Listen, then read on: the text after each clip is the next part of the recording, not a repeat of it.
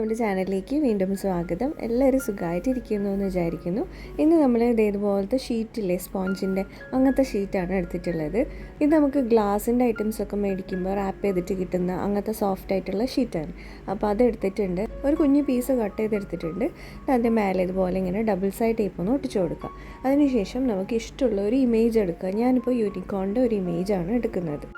ഇനി അതൊന്ന് ഇതിൻ്റെ മേലെ ഒട്ടിച്ചു കൊടുക്കുക. ഇപ്പോൾ നിങ്ങൾക്ക് വരച്ചെടുക്കുന്നുണ്ടെങ്കിൽ വരച്ചെടുത്താലും മതി.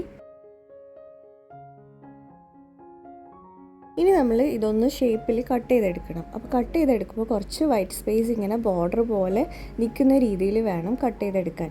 ഇപ്പോൾ ദേ നമുക്ക് ഈ ഒരു ഫോമിൽ കിട്ടും.